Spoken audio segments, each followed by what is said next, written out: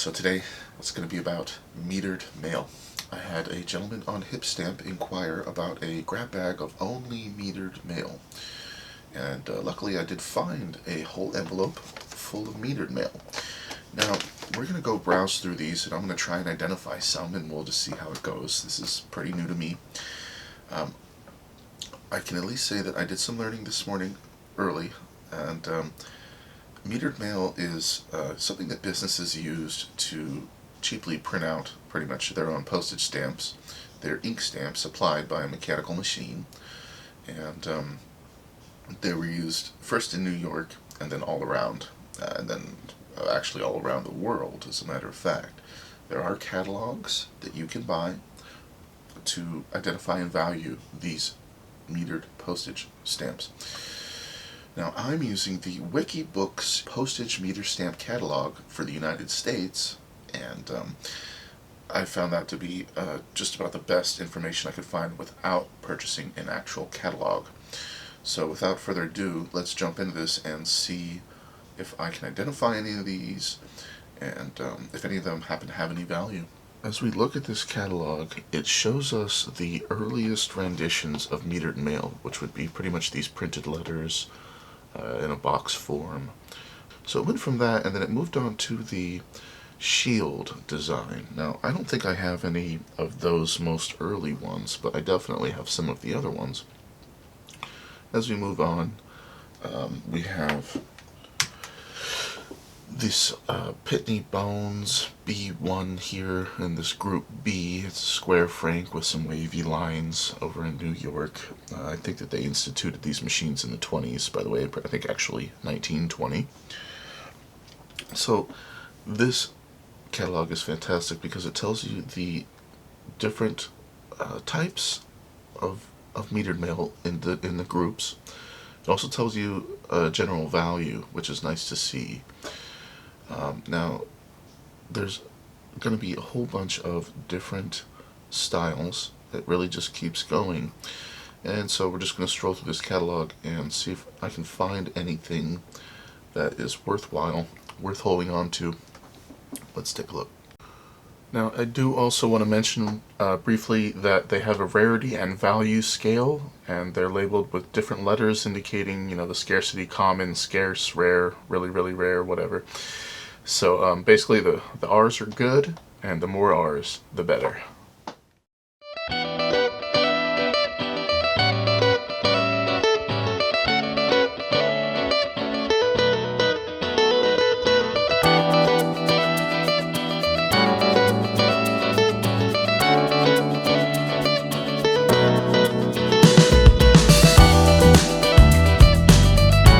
So one thing I want to mention that seems to be true with these, which is the case with most postage stamps, the higher the denomination tend to be more valuable.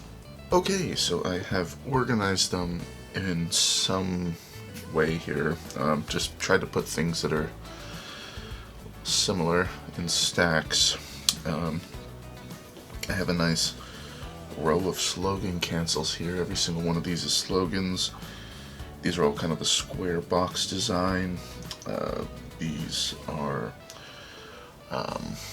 ovals with no date and time in the circle, and then ovals with the date and time. So yeah, just that kind of idea, just trying to put them together. These are actually, this whole pile over here is all official mail.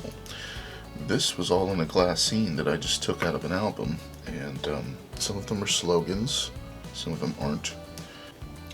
So I didn't have any from Group A, which were the oldest ones, the shield design. Now I do have plenty from Group B. Now Group B has two kind of main differentiating factors. Whether or not it has the actual meter number next to the wavy lines in between the postmark, or the CDS. So this whole stack actually doesn't have metered mail indicator here. So what that means is that these are all stamps from a bulk mail permit printer. They say they're very similar in appearance. But permit printers, quote-unquote permit printers, they were in use before 1920 and continued to be used for several years thereafter. They're not anywhere near as scarce as the actual meter stamps. So these permit stamps, as far as I'm concerned, are common material. Moving on. Now, this metered mail stamp. Let's see, the value could be a 1 cent, 2 cent, 4 cent, 5 cent, or 10 cent. Of course, they get worth more the bigger the denomination, but we have ourselves a 2 cent red. So, according to this Wikibooks catalog, this actually should have about a $10, at least, let's say, catalog value. So that's interesting. At least, I know this isn't completely worthless. Now, what I'm going to do is, the ones that seem to have some sort of value, I'm going to set them aside, because, unfortunately, even though I have identified to some degree that this is a B1,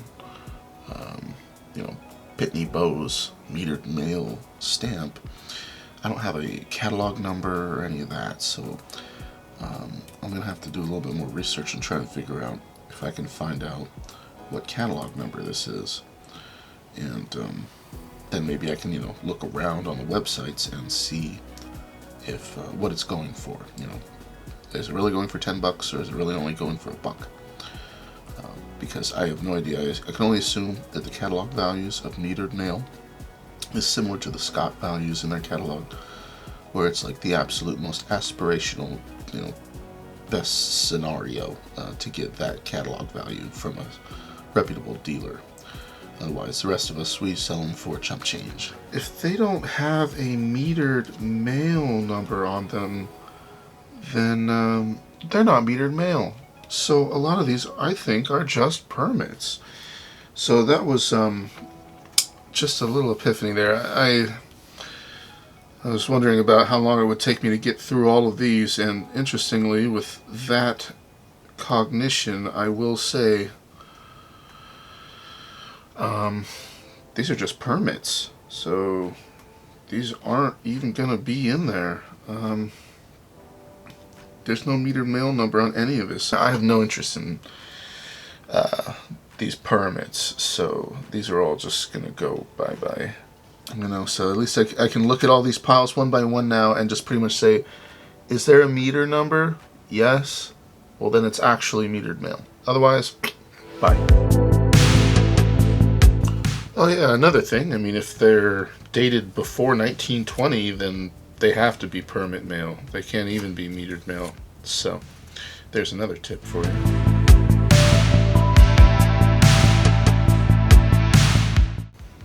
Alright, so with that, I saved myself a good bit of time just knowing that these are all just permits. Not a single one of these actually has a metered mail number on it, just permit numbers. Even these, which I was interested in, these are just permits. So that answers that. Now, so far I've whittled away a fair bit of this stuff just on the fact that there's no metered mail number. So I just wanted to share real quick, I got a big old mug here of iced lemon water. And look at, my dad made it for me. Philatelist. And it's got stamps on it. How cool is that, huh? What a guy. So moving on to Group C, which is the oval franking. Now, they chose the oval because the oval franking looked unlike any permit, or what they say, any permit franking then existing. So, made it clearly identifiable. So let me go through these and see if I can figure anything out about them. Also, I want to mention this one specifically with the snakeskin print on the paper. That's very cool. I'm totally going to keep that. I have found one glassine with the same kind of design, and I like that. Very cool. I'd also like to mention that they inform you about the earliest known meter stamp with a slogan. It was from 1928 and actually said metered mail. Anyways, to make these slogans, they actually had to run this paper through the machine once to create the franking, and then they'd have to run it through again to make the slogans. So the slogans can definitely vary on their spacing from the other information there. So, interesting side note. Then actually, because it was such a pain in the butt doing that kind of stuff and the inconsistency, I guess, short story, they ended up making another machine instead of modifying the existing machine that was making the ovals. They just made a whole nother machine that could also make multiple franking denominations on there and print the slogan all in one pass. Also, I'm not just using the Wikibooks United States postage meter stamp catalog page, which of course I'll have in the link in the description. I'm also using on the same website, they have the International Postage Meter Stamp Catalog, and it has a subcategory of the United States, and it's actually Part 1. Now, that one, I find when I'm actually looking through, trying to identify these, that one has a little bit more specific information. So, I'm using both to identify these stamps, and I'll have a link to both in the description. I just wanted to mention that so you guys were aware. Utilizing both of these resources here is what is making this much easier for me overall. Okie doke, so it seems that the first thing to look for on these is going to be in the bottom of the oval is the actual amount paid spelled out in full written letters. See, this one says 1 cent paid, and instead of, let's see here, like cent paid, it actually spelled it out. So if this was a 12 cent, it would say 12 cents paid in the bottom of the oval. So that's going to be the first step that I'm going to do to determine which kind of stamps these are. See, this one also 2 cents paid, and then this one just says cents paid. So I'm going to separate them like that first. Cool, so I've got my piles. These are all written out and spelled out what was paid, and these are just the cents.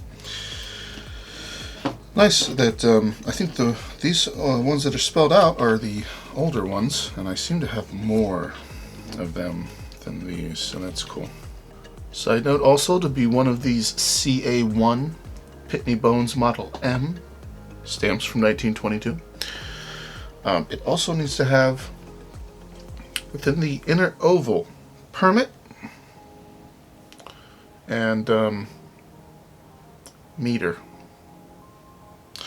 Now, in the next one that comes after this, they call it CA2, beside it saying cent paid on the bottom, it'll actually say, it'll have with or without the actual permit number. So it'll still say permit, but it may or may not have a number. I'll actually run through this real quick and make sure that they all do. Alright, so, well, I'm glad I read all that. I would have picked up on that. So all of these do have the permit number. Then interestingly enough, I found a few variations here. See, this one doesn't say permit or have a permit number, just the meter number. So that's interesting. These ones are what I was speaking about with the CA2, where it says permit, but there's no number. So that's also interesting. And then I found a bunch of these actually that don't say permit anything. They just have this weird, it looks like, I almost said August 1st, but it says AUL 1 cent PD. Now I have no idea what the heck that means, so hopefully that will show up later in the catalog. But that was a nice little step there. That was worth doing. Now I know for sure these all have the meter number, or permit number, excuse me.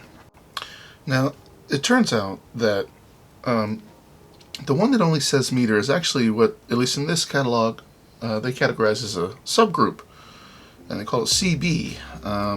It doesn't have permit at all, so this wouldn't even be any of the first like 16 variations. This is just a subgroup, so we can get that out of there. Now, I was mistaken about that. The CA1s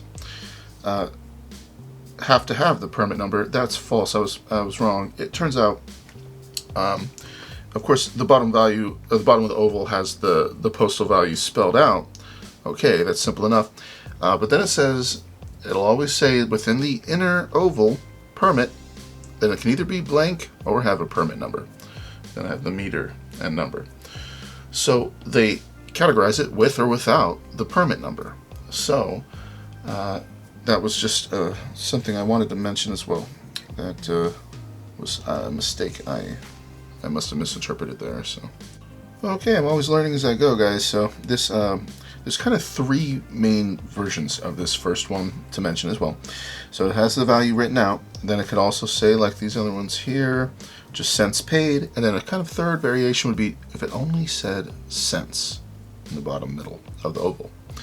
So that's kind of three main variations of this first Pitney Bowes Model M meter mail stamp. Now from there, the next thing that determines whether it's that style or the next is whether there's a line under the O in the number. It would have a little tiny underscore, a little line underneath it. That's going to turn it into the next, which actually the fourth iteration of this, which would be a CA4. So I'm going to run through these again and just make sure that none of these, because the CA1 is easily confused with the CA4, and you have to look for the little line under the O. So let me make sure that I have a bunch of CA1s here. Well, I'll be a son of a gun. Almost all of them are that CA1 design, but I only found one that actually has a line under the O. So this is at best a CA4 or one of the ones after it. So there we go, just another differentiating factor. So bit by bit I'm whittling this pile down into what are more than likely actually CA1s. And let me mention again, once we move off of those first three variations into this being the fourth variation, it's actually the same kind of idea as the first three, where either the value is written out, or it says cents paid, or just cents. Okay, and to continue on about the variations, after the first, once you get to the CA6, those kind of first two sections of three that have, the value, then cents paid or just cents, they, I guess, moved on to a different printer called the Mac Postograph. Now, this one only uses a specific meter number, 102. They look incredibly similar to a CA1, but they have to have that meter number, 102 or permit 49, and so that one's about $500. So that's a heck of a good one. That was a 1925 printer, it looks like. So anyways, that's something to look for when you think you have a CA1. Just make sure at the end of the day that you scroll down and you actually don't in fact have easily mistaken CA1 for actually have a CA7. If you got that meter number 102, you got a CA7. Now they have another one that's another Mac Postograph, CA8. That one is only meter number 103. So you're looking for meter numbers 102 or 103, and that'll make you make it apparent that it's a Mac Postograph printer. And then the first 1 through 3 had the value, then cents paid or cents, and then the second 3 as well. Well, for these Mac Postographs, they only have 2 iterations that I can see. One is the same as the other ones, where it's either written out or they say cents paid, but they don't seem to have a third iteration where it only says cents. So I just checked, none of them have that meter number. Now, as I continue to look at this catalog, so I guess that there's a bunch of different machines that printed these. The CA1 I keep referring to was a Pitney Bowes machine. Now, Pitney Bowes. So, this is how it's listed in the catalog. Pitney Bowes is the first kind of machine. And then once you get to CA4, the one with the little line under the O, that's actually made by a mail-o-meter Now the mailometer has their list of 3 different variations, and then from there we move to the Mac Postograph machine, and then we actually have the International Postal Supply machine, and then we have what's called a Whitlock metered mail, then a Continental postage meter. So, of this whole first group of oval frankings on these, basically there's a bunch of different machines. So, okay, now I just kind of am getting it a little bit more, and I wanted to run through the differences. You know, the Pitney Bowes is going to be pretty much all the things that we've talked about so far. You know, these all seem to be CA1s. I'm not sure yet, but they seem to be. Now, when we move on to the mailometers, the main difference is going to be that line under the 0. Okay. Now, when we move on to the Mac Postograph, then it's only specific meter numbers. All right. Now, then with the International Postage Supply, what you're going to find is apparently there's different spacing in the oval. These can be, what do they say? If the town mark has wide spacing between the circles, and they give you some examples, there are some pictures, then it is a CA9. Done deal. They say also that CA9s can contain a serifed 1, which is the little swoop on the 1 at the tip.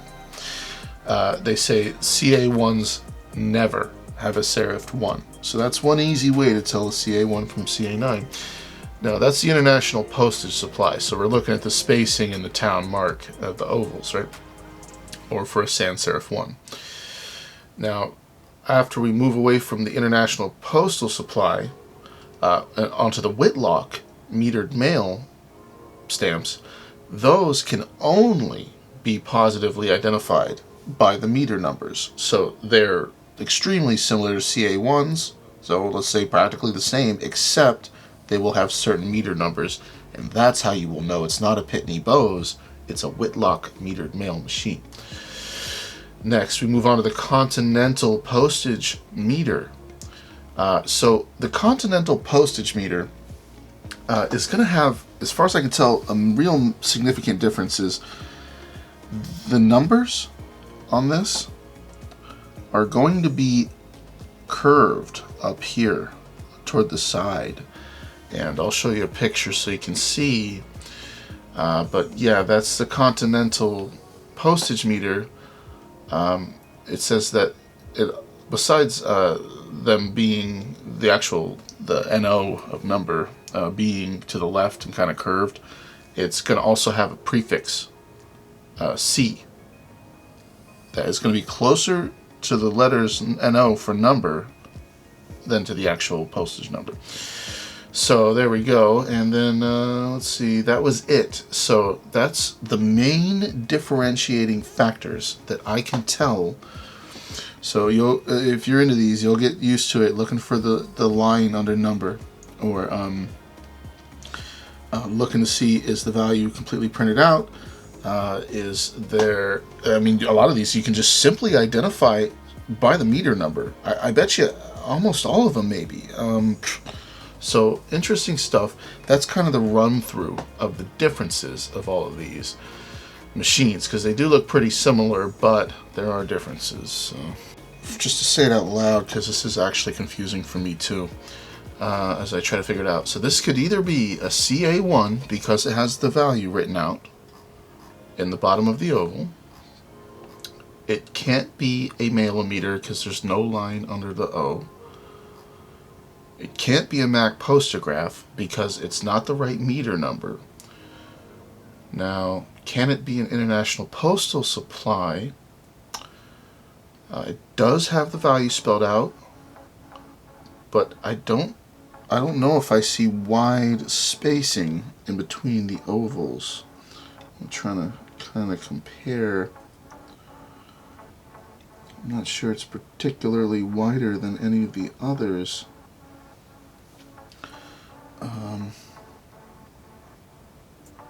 it's a pretty subtle difference too, but also, so right, let's see, does it have,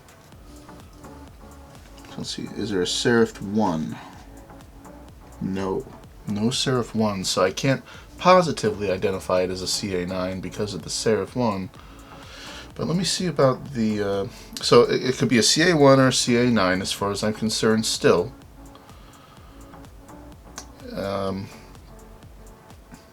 By the way, another thing, if CA1, CA9, if it's the meter number below the word meter, can be straight or curved. If it's straight, it can only be a type CA9. So, that looks pretty curved to me. So, I'm still up in the air, CA1 or CO9 or CA9. And the international postage supply. So okay, so the Whitlock can only be identified by the meter number 82 to 243. 82 to 243. Well, okay, so it definitely isn't that, or 310. So there we go. Okay, so we don't have a Whitlock metered mail. So this is not Whitlock because of the meter number. Okay. Now, can it be a Continental? Okay, it doesn't have a C after the number. And the numbers are pretty centered. They're not over here to the left side, so I'm not going with the Continental. So done deal. So this is either a CA1 or a CA9. So somehow I need to identify that. Okay, so the meter numbers for CA9 are either 2, 1000 to 1133, and 7976. So I don't have any of those. So as far as I can tell, this is actually a CA1. Whew. There is a lot more to this than I expected. Why can't things be simple? So anyway, that's where I ended up with that. After being torn between the CA1 and CA9 and not being able to find any differentiators like a sans serif 1 or spacing in the town mark ovals, I can at least reference the meter numbers. Whew. What a saving grace. At the end of the day, you've got the meter number to look at. So, done deal. I'm going to go with this is a CA1. So that means that it's from 1922 on. And so this is a 2-cent value. And this, let's see, does it have the permit number? Yes. With number and, okay, so yes, it does have the permit number. So it's worthless. It ain't worth nothing. They don't even have a value on it. So anyways, things that could make this valuable: if the permit number was inverted, if the town mark was inverted, if you had number below permit but no actual number, like a misprint, or if you had a town mark that was smaller than normal. It says 24 millimeters in diameter rather than 27. Well, let's take a look and see what we got here.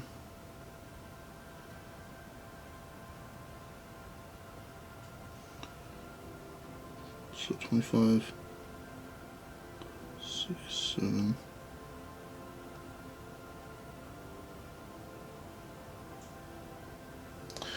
So I would say that's about 27. So it's definitely not the smaller town mark than normal.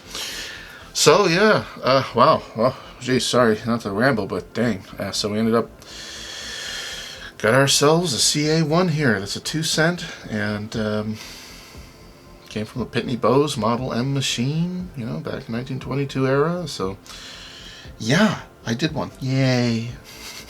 Okay, so having established the confidence now that it's either CA1, CA9, or there's always that C11, but that one's only identified by the meter numbers, which I just verified for the Whitlock metered mail. None of them are. So I know for sure now, none of them, they're all either CA1 or CA9. So let's go through and see. Alrighty, so I've done it. I have sorted that stack. Gone through the serial numbers, so all of these are actually CA9s because of the serial numbers. It has to be meters number 2, 1000 to 1133, or 7976. So this one's 1007, so this is an actual International Postal Supply metered mail machine that made these.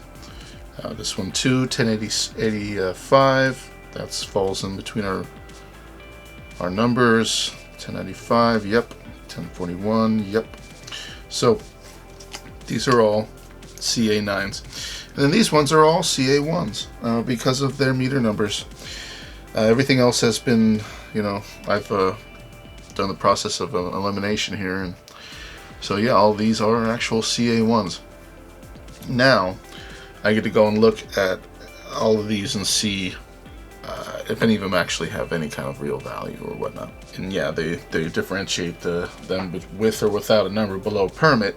And whether it has a number below permit or not, if it has a value of 1, 2, 3, 4, 5, or 6 cents, it ain't worth jack. So pretty much any of these, no matter what, if they're not at least an 8 cent or higher value, they're practically worthless. Well, la-ti-da, there was only one. This lone meter stamp. So let's look here. It does have the number below permit, and it's a 12 cent, so it says it should have about a $10 value. Wow, holy moly, sad to go through all of that just to find out this is all just a bunch of gobbledygook. No wonder people don't really collect these. Geez, completely worthless. They don't even have a value there. So anyway, I'll sneak out my one little favorite guy here that's obviously worth at least a couple bucks or something. And the rest, I'm just going to offer to that other gentleman. He might have more use for them than I will, that's for sure. I'm not really big into metered stamps. Anyways, so let's search through these real quick just for fun. 2 cent, 2 cent, 2 cent, boom. Okay, well that's a CA9, so let's scroll down to CA9. So yeah, it either has the number below permit or not, same thing. On the CA9s, it looks like 1, 2, and 3 cent are worthless. 4 cents worth 50 bucks, and 6 cents worth 25, depending if it has the number under permit or not. So basically anything higher than 3 cent. Nothing. So, ain't worth shit. That's okay. It was worth checking. It was definitely a learning experience there.